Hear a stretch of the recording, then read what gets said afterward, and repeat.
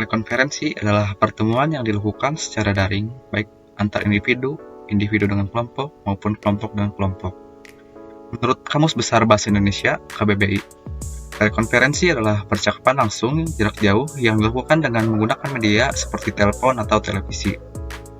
Telekonferensi juga merupakan sarana untuk melakukan pembelajaran secara daring, khususnya dalam lingkup perguruan tinggi. Pada saat ini, telekonferensi juga telah menjadi metode yang tidak bisa dipisahkan di dunia pendidikan, terutama di perguruan tinggi. Teknologi ini memungkinkan para mahasiswa dan dosen untuk berkomunikasi, berdiskusi, dan belajar secara virtual tanpa harus bertemu secara tatap muka langsung. Dengan semakin berkembangnya teknologi informasi, telekonferensi telah merevolusi metode pendidikan yang telah ada, dengan menjembatani keterbatasan waktu dan juga tempat. Dimulai sejak adanya pandemi COVID-19 yang dimana semua orang diharuskan berdiam diri di rumah. Metode ini sudah mulai digunakan di seluruh dunia pada semua jenjang pendidikan. Sebelum adanya pandemi, telekonferensi ini umumnya hanya digunakan untuk meeting para karyawan atau dalam perguruan tinggi hanya untuk keperluan seminar jarak jauh atau yang disebut juga webinar. Namun, karena ada pandemi yang melanda, perguruan tinggi dipaksa untuk juga beradaptasi dalam metode pembelajarannya. Maka dialihkannya hampir semua proses pendidikan dengan telekonferensi ini. Platform seperti Zoom Meeting, Google Meet, dan sebagainya telah menjadi media utama yang digunakan dalam proses pembelajaran. Dosen pun dapat mengajar dari mana saja dan kapan saja. Begitu pula sebaliknya bagi mahasiswa.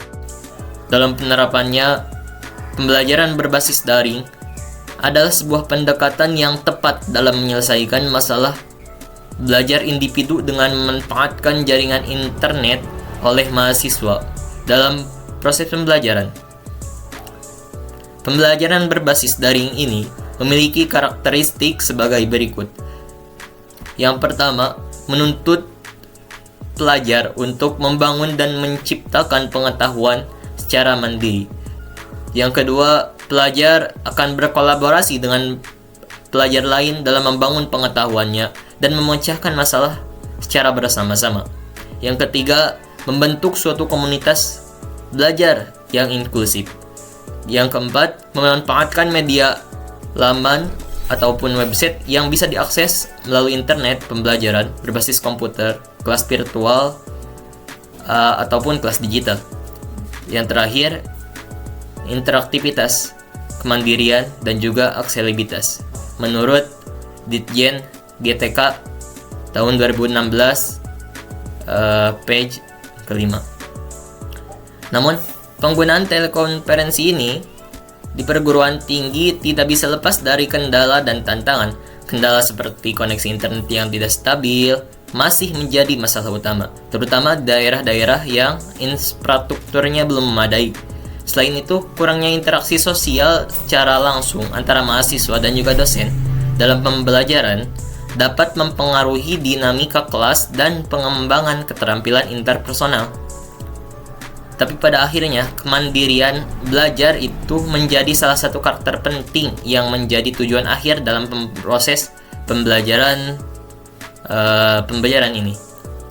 Hal ini sejalan dengan Peraturan Presiden Indonesia Nomor 87 Tahun 2017 tentang penguatan pendidikan karakter yang menyatakan bahwa dalam rangka mewujudkan bangsa yang berbudaya melalui penguatan nilai-nilai religius, jujur, toleran, disiplin, bekerja keras, kreatif, mandiri, demokrasi, rasa ingin tahu, semangat kebangsaan, cinta tanah air, menghargai prestasi, komunikatif, cinta damai, gemar membaca, peduli lingkungan, peduli sosial, dan bertanggung jawab perlu penguatan pendidikan karakter. Maka, di samping mahasiswa belajar lewat platform daring, para mahasiswa juga dituntut untuk mengkaji kembali materi yang telah disampaikan dengan adanya telekonferensi ini tidak hanya lewat tatap muka secara virtual, namun juga bisa berdiskusi melalui chat grup secara online, tanpa harus bertemu secara langsung. Begitu pula materi, meski keterbatasan ruang dan waktu tersebut masih bisa diatasi secara online, Untuk kedepannya, juga diharapkan teknologi informasi ini dapat berkembang lebih baik lagi, guna menunjang pembelajaran di masa ini.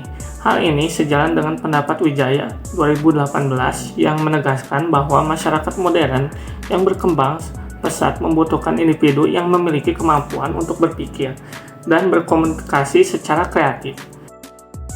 Telekonferensi menjadi teknologi yang memudahkan manusia dalam menggunakan penemuan secara tidak langsung.